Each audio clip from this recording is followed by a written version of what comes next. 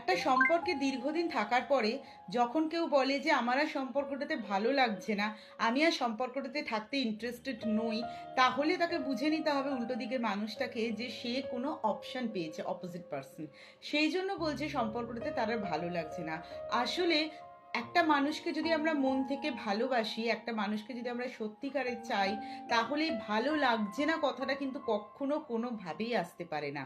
ভালো লেগেছিল বলেই কিন্তু সেই মানুষটার সাথে এগিয়েছিলাম, ভালো লেগেছিল বলেই কিন্তু সেই মানুষটার সাথে পথ চলা শুরু করেছিলাম। তাই সম্পর্কটাকে কাটিয়েও ছিলাম এতগুলো বছর।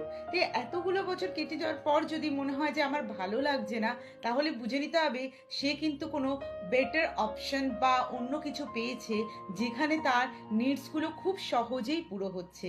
তাই জন্য সে সম্পর্কটা থেকে বেরোনোর জন্য বলছে যে তার আর ভালো লাগছে না। এইসব মানুষের থেকে